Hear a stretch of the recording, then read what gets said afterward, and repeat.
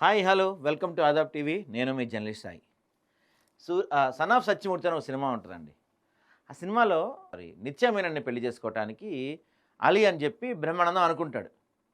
బ్రహ్మానందం అనుకొని వాడిని చూసి నేను చూడలేకపోతున్నానా లేకపోతే నాకు కనపడతలేదా, అయినా ఏముంది వాళ్ళు నేను చూడలేకపోతున్నానా మీకెవరికి కళ్ళు కనపట్టలేదా? వాళ్ళేముందరా అందరూ వాడు గ్రేట్ గ్రేట్ అంటున్నారని చెప్పి ఒక మాట అంటాడు. భజన ప్రతిదానికి భజన. మీరు గొప్పోళ్ళు గొప్పోళ్ళు గొప్పోళ్ళు ఏం గొప్ప నేను గొప్ప. ఇవన్నీ మీకు గుర్తుండే ఉంటుంది. ఈ సినిమా రేటింగ్ చూసిన తర్వాత నాకు అదే అనిపిస్తుందండి. నిన్న నేను కూడా మా ఫ్యామిలీని తీసుకుపోయా ఈ సినిమాకి. ఫ్యామిలీ మొత్తం మా మమ్మీ డాడీ నేను అందరం పోయాం ఈ సినిమాకి ఈ రేటింగ్స్ చూసి. నిన్న ఎవడు చూసినా అబ్బో అదొక అద్భుతం, అసలు అదొక కళాఖండం, ఇక దాన్ని మించిన సినిమా లేదు ఈ భూప్రపంచంలో, ఆ సినిమా చూడకపోతే నీ జన్మ వేస్ట్. ధనుష్ అసలు ఇరగదీశాడు, దేవిశ్రీ ప్రసాద్ ఇరగొట్టాడు, నాగార్జున చంపేశాడు, శేఖర్ కమ్ముల పీక్స్ అది ఇది అని చెప్పేసరికి నేను కూడా ఎంతో ఆతృతతో ఎంతో ఉత్సాహంతో చాలా రోజుల తర్వాత థియేటర్లో మంచి మూవీ పడిందిరా బాబు అని ఎంతో. ఎందుకంటే నేను ఈ థియేటర్ సినిమా బాగుపడాలని కోరుకునే వాళ్ళు నేను ఒకడిని, ఈ సింగిల్ స్క్రీన్ బాగుపడాలని కోరుకునే వాళ్ళు నేను ఒకడిని, కాబట్టి నేను సింగిల్ స్క్రీన్ థియేటర్కి వెళ్ళానండి. హౌస్ఫుల్ అయిన థియేటర్ మొత్తం బాగుంది, కళగా కనపడింది, సినిమా మొదలైంది. అయితే ఇక్కడ ఒక మాట చెప్పదలుచుకున్నా. ఆనంద్ అనే సినిమా తీశాడు శేఖర్ కమ్ముల, ఫస్ట్ పిక్చర్ ఆనంద్ అనమాట. ఆనంద్ అనే మూవీకి శేఖర్ కమ్ముల పెట్టిన ట్యాగ్ లైన్ ఏంటంటే తెలుసా, ఓ మంచి కాఫీ లాంటి సినిమా. ఈ కుబేరా సినిమాకి ఆయన పెట్టాల్సిన ట్యాగ్ లైన్ ఏంటో తెలుసా, ఒక చెత్త లాంటి సినిమా అని పెట్టాల్సింది. బహుశా మర్చిపోయాడు. ఎందుకంటే సినిమా మొత్తం హీరో చెత్తలో దొర్లుతాడు, హీరోయిన్ చెత్తలో దొర్లిద్ది, లాస్ట్కి విలన్ చెత్తలో దొర్లిస్తాడు. సినిమా మొత్తం చెత్త ముష్టోళ్ళు ఇదే తీశాడండి సినిమా మొత్తం. బహుశా నాగార్జున కానీ ధనుష్ కానీ వీళ్ళెవరు బిచ్చగాడు 1-2 మూవీస్ చూడలేదేమో. ఆ 1-2 మూవీస్ కలిపి మిక్సీ లేచి బయటికి తీస్తేనే కుబేరా సినిమా. ఈ సోకాల్డ్ అందరూ అబ్బా అబ్బా అబ్బా అద్భుతం అద్భుతం ఇది అసలు ఇక కళాఖండం అని చెప్తున్న వాళ్ళంతా ఒకసారి బిచ్చగాడు 2 సినిమా చూడండి అండి, యాజ్ ఇట్ ఈజ్ ఉంటుంది, పెద్ద మార్పు ఏమి లేదు. ఇక ధనుష్ యాక్టింగ్ ఇరగదీశాడు, ధనుష్ తోపు ధనుష్ తురుము అని చెప్తా ఉంటారు. నాకేమనిపించలేదు, ఎందుకంటే మీరందరూ అప్పుడు పిల్ల బచ్చాలై ఉంటారు. ఎందుకంటే అల్లరి నరేష్ ఒక సినిమాలో ఇంతకు మించి యాక్టింగ్ చేశాడు. ఒకసారి మీరు పోయి చూడండి, నెట్లో కొట్టి చూడండి.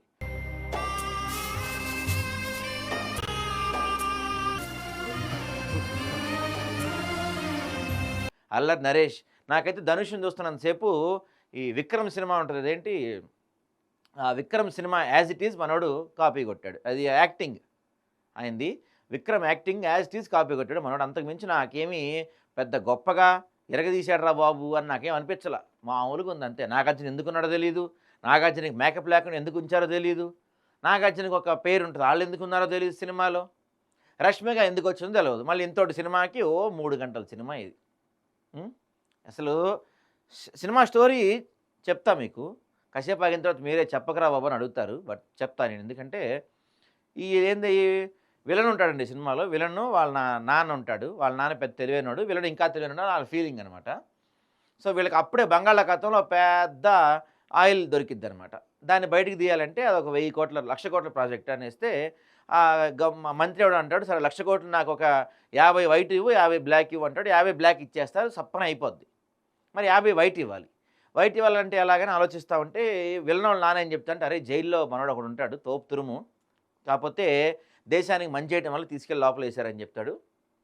అందుకని వెళ్ళి నిజంగానే ఆయన మన నాగార్జునకి శిక్ష పడిద్ది, 7 సంవత్సరాలు శిక్ష ఇస్తారు. అప్పుడే మనోడు ఇంకా వ్యవస్థల మీద మొత్తం నమ్మకం కోల్పోయి చీ అది ఇది అని చెప్పి బాధపడుతూ ఉంటే ఈ విలన్ వెళ్ళి నీకు బంపర్ ఆఫర్ ఇస్తా అని చెప్పి వస్తాడు. సరే ఇంతకు ఏం చేద్దాం మరి, బయట నన్ను ఎందుకు తెచ్చారంటే ఇట్లా ఒక 50 వైట్ ఇవ్వాలి నువ్వు అందరికీ అంటే, మనోడు నాగార్జున అద్భుతంగా ప్లాన్ చేసి సరే ఒక 5 బినామీ కంపెనీలు పెడదాం, ఆ బినామీ కంపెనీలు పెట్టి దాంట్లో ట్రాన్స్ఫర్ చేద్దాం అని చెప్తాడు. ఓకే అంటాడు. మరి ఎవరితో పెట్టించాలి బినామీ కంపెనీ అంటే, 4 ముష్టోళ్ళని సెలెక్ట్ చేద్దాం నెంబర్ 1 వాళ్ళని అంటాడు. ఆ ముష్టోళ్ళని ఒక్కొక్క ముష్టోళ్ళని ఒక్కొక్క రాష్ట్రం నుంచి ఎత్తుకొస్తారు. అందులో ఒక పెద్ద ముష్టోడే మన ధనుష్ అన్నమాట. తిరుపతి ఉంది. ఇక్కడ తిరుపతిలో ముష్టోళ్ళు ఎక్కువగా ఉంటారు, వాళ్ళు చనిపోతారు అన్నప్పుడేమో నారాయణ మంత్రం ప్లే చేశారు, చాలా బాగుంది. తర్వాత ముస్లిమ్స్ అందరూ అక్కడ శుక్రవారం దర్గా చేస్తున్నప్పుడు చక్కగా లైన్లో కూర్చొని నీట్గా తింటున్నారు, వాళ్ళకి హ్యాపీగా భోజనం పెడతారు, లైన్లో తింటున్నారు అన్నప్పుడు వాళ్ళ మ్యూజిక్ ప్లే చేశారు. తర్వాత జీసస్ మ్యూజిక్ కూడా ప్లే చేశారు. కానీ శేఖర్ కమ్ములకి తెలియదు అనుకుంటా బహుశా. నాయన శేఖర్ కమ్ముల నీకు తెలియకపోతే తెలుసుకో, ఎందుకంటే నీ మీద నాకు చాలా గౌరవం ఉంది. లీడర్ సినిమా, ఆనంద్ లాంటి, గోదావరి లాంటి సినిమాలతో నేను నీ ఫ్యాన్ని. తెలుసుకునే విషయం ఏంటంటే తిరుపతిలో రోజుకి 10,000-20,000 మందికి ఉచిత అన్నదానం జరుగుతూ ఉంటుంది. తెలుసా నీకు ఆ విషయం? పేదవాళ్ళ, ముష్టోళ్ళ అదేం చూడరు, అక్కడ అందరికీ ఉచితంగా భోజనం పెడతారు. తిరుపతిలో ఆ ప్రాబ్లమే ఉండదు. అది తెలుసుకో ఫస్ట్ నువ్వు. తిరుపతిలో అడుక్కున్నోళ్ళు ఎక్కువ ఉన్నట్టు చూపించావు సినిమాలో నువ్వు. చాలా తప్పు ఆ సీను. తిరుపతిలో అసలు అడుక్కునే వాళ్ళు తక్కువ ఉంటారు. ఆ ఉన్న వాళ్ళకి భోజనానికి ఎటువంటి కొదవ ఉండదు. 2 పూట్ల తిరుపతిలో దేవుడి దయ వల్ల హ్యాపీగా భోజనం ఉంటుంది. సరే పక్కెళ్ళాం, మనం స్టోరీలోకి వద్దాం. ఈ నలుగురండి. ఈ నలుగురిని అంటే వీళ్ళందరినీ ముష్టోళ్ళని తీసుకొచ్చి వాళ్ళకి మేకప్‌లేసేసి ఒక మంచి కత్తిలాంటి రూమ్ పెడతారు. ఆ రూమే స్విస్ బ్యాంక్ అనుకోవాలి మనం. మరి ఆ స్విస్ బ్యాంక్‌లో వాళ్ళకి ఖాతాలు ఓపెన్ చేస్తారు. ఐ రికగ్నిషన్ ద్వారా వాళ్ళని బదిలీ చేసుకుంటారు డబ్బులు. చేయగానే వాళ్ళు ఒక్కొక్కరిని చంపేస్తూ ఉంటారు. ఇది కథ. లాస్ట్‌లో ఏమైద్దంటే ట్విస్ట్ ఏంటంటే ధనుష్ ట్రాన్సాక్షన్ అవుతున్నప్పుడు సేమ్ మన ఎస్బీఐ బ్యాంక్ ఎలాగైతే పనిచేయకుండా ఆగిపోద్దో అట్లాగే ఆ స్విస్ బ్యాంక్ కూడా పనిచేయకుండా ఆగిపోద్ది. ఈలోపు ఏం చేస్తారు, ధనుష్‌ని చంపేస్తారని తెలుసుకుని మనోడు జంప్ అయిపోతాడు. ఇక అక్కడి నుంచి ధనుష్‌ని ఎతికి పట్టుకోవటమే సినిమా అంతా. పెద్ద పెద్ద విలన్ ఏందంటే పెద్ద తోపు తురుముకర్ అనమాట విలన్ దీంట్లో. ఎవరి ఫోన్లన్నా మన బీఆర్ఎస్ గవర్నమెంట్ కన్నా ఫాస్ట్‌గా ట్యాప్ చేసేస్తాడు. ఎవడెక్కడున్నాడో తెలుసుకుంటాడు. లొకేషన్‌లు ఈజీగా ట్రేస్ చేస్తారు. పెద్ద కథ అనమాట ఇదంతా. వాళ్ళని ఎతికి పట్టుకొని సినిమా మొత్తం వాళ్ళు ధనుష్‌ని పట్టుకోలేరు. ఈ గ్యాప్‌లో నాగార్జున చచ్చిపోతాడు. హీరో ఇంకో వీళ్ళందరూ బ్యాచ్ మొత్తం చచ్చిపోతారు. అక్కడ కూడా ఎందుకు చచ్చిపోతారో తెలీదు. చంపాల్సిన అవసరం లేదు. చిన్నప్పటి నుంచి ఇంకో హైలైట్ ఏంటంటే చిన్నప్పటి నుంచి ధనుష్ పక్కన ఒక అతను ఉంటాడనమాట. అతను కూడా బెగ్గరే. ధనుష్‌ని ఎంకరేజ్ చేస్తూ ఉంటాడు. చివరికి క్లైమాక్స్‌లో తెలిసింది ఏంటంటే ఆ బెగ్గర ఎవరో కాదు మన నాగార్జునే అని. అసలు సినిమాకి ఒక సీన్‌కి సంబంధం ఉండదు. ఫైట్లు అయితే దారుణం. మరి శేఖర్ కమ్ముల ఎప్పుడు ఆయన సినిమాల్లో పెద్దగా ఫైట్లు ఉండవు కాబట్టి ఈ జోనర్ ఆయన ఎందుకు ఎంచుకున్నాడో తెలవదు. సినిమా స్టార్టింగ్ నుంచి ఎండింగ్ దాకా ఈ సీన్ బాగుందిరా, అరే సూపర్ సీన్ రా అన్న సీన్ ఒక్కటి లేదండి. ఏదో ఒక్క సీన్ ఉంటుంది. ఖుష్బూ అని ఒక ఆమె ఉంటుంది. ఆమె కూడా బెగ్గరే. ఆమె చచ్చిపోద్ది, చంపేస్తాను. ఆమెకు ఒక పాప పుడుతుంది. ఆ పాప చేతితో విలన్ గాడికి ముష్టి వేస్తారనమాట. ఆ సీన్ మాత్రం నిజంగా హైలైట్ సీన్, గూస్ బంప్స్ వచ్చాయి. పాట ఒకటి ఉంటుంది, పోయిరా పోయిరా పోయిరా మామ అని. ఆ పాటకి మంచి మ్యూజిక్ ఇచ్చాడు దేవిశ్రీ ప్రసాద్. అది కూడా బాగుంది. ఇవి తప్ప సినిమాలో ఏం మ్యాటర్ లేదు, నిల్. శేఖర్ కమ్ముల ఈ సినిమా తీయలేదు.